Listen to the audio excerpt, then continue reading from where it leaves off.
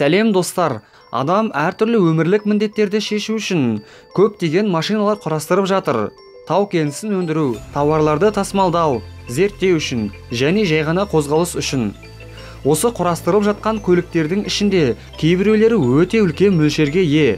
Фотосуреттегі ең үлкен көліктер тіпті адамды таң қалдырады. Және оларды өз көзімен көрген немесе олармен жұмыс істейтін адамдар туралы не айтуға болады? Ендеше бүгін біз сіздермен әлемдегі ең үлкен 5 көлік жайлы білетін боламыз. Сіздерге видео ұнаса лайк басуды ұмытпаңыздар.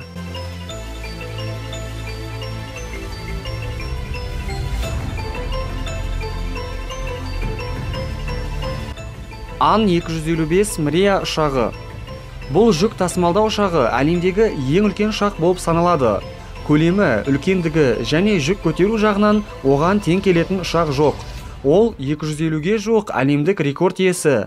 Ан-255 Мрияның ұзындығы 18 метр, ені 84 метр, ал қанаттарының жайылымы 88 метрге жетеді. Ұшақ 850 км/сағат жылдамдықпен қозғалады. Жанармайы толық құйылғаннан кейін Ан-255 15400 км қашықтыққа дейін ұша алады. Оның максималды ұшу салмағы 640 тонна, ал ең жоғарғы жүк тасымалдау көлемі 250 тоннаны құрайды.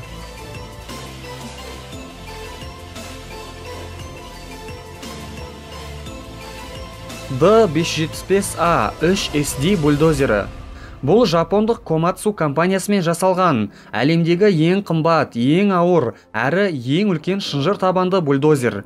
Оның биіктігі 4,9 метр, ал ұзындығы 12,5 метрге дейін жетеді. Ені болса 7,5 метрді құрайды. Салмағы қазіргі уақыттағы 3 танктың салмағындай 152,6 тоннаға дейін жетеді. Оның басты міндеті қиыршық тасты жылжыту және жерді бір мекеннен екінші мекенге ауыстыру.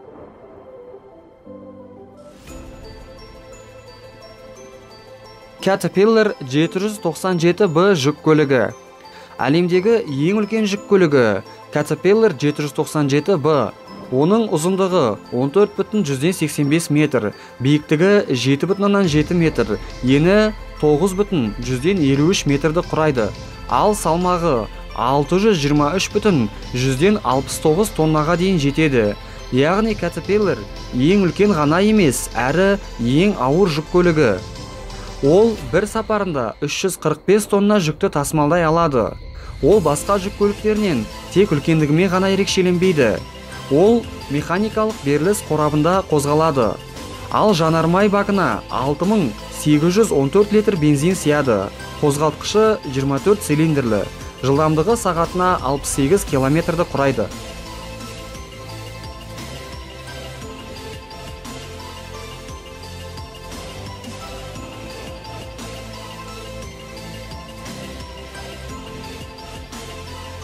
Bagger 288 тау комбайны.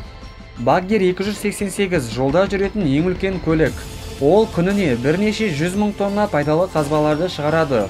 Оның ұзындығы 240 метр, биіктігі 96 метр, ал ені болса 40 метрді құрайды. Bagger 288-дің өлшемі 2 футбол алаңына тең деп айтуға болады. Осындай үлкен машинаның салмағы қанша дерсіз? 13500 тонна десем таң қалмаңыз. Бұл тау комбайнының қозғалыс жылдамдығы үлкен емес. Ол сағатына 0,5 км жылдамдықпен қозғалады. Bagger 288 1978 жылы Райан Браун фирмасымен өндірілген. Оның құрастырылу құны 100 миллион ақш долларын құраған.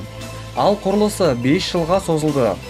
Bagger 288 жұмыс істеу үшін шағын қалаға қызмет көрсету үшін керекті электр энергиясынан да көп энергия қажет.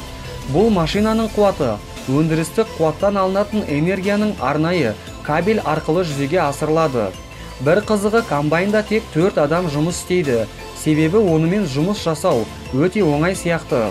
Ал бұл адамдар қолайлы жұмыс жасау үшін комбайнда демалыс орны, асхана және дәретхана бар екен. Bagger 288 пайдалы қазбалар, кен орындарын қазу үшін қолданылады.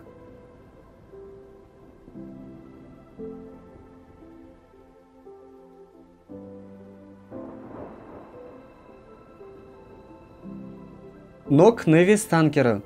Нок Невис супертанкері әлемдегі ең ірі кеме. Оның ұзындығы 458 метр, ал ені 68,86 метрді құрайды. Кеменің экипажы 40 адам. Кеменің максималды жылдамдығы сағатына 24 километр. Ол 2010 жылы Үндістанда утилизацияға ұшыраған. Бұл танкерді топқа қосқан себебіміз оны еске түсіру және оның үлкендігінің өзі таңғаларлық. Нок Невис танкері 1976 жылы Жапонияда құрастырылған.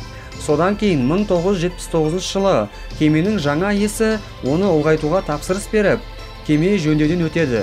Қайта құрылымдау қорытындысы бойынша ол 825.614 тонна салмаққа ие болады.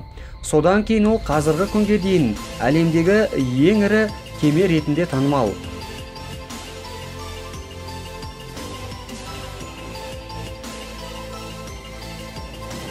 Назарларыңызға рахмет.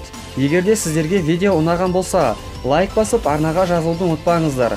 Және мына жердегі қоңыраушаны басатын болсаңыздар, біздің видеоларымызды алғашқылардың бірі болып көретін боласыздар. Сіздермен бірге болған Q-Life арнасы.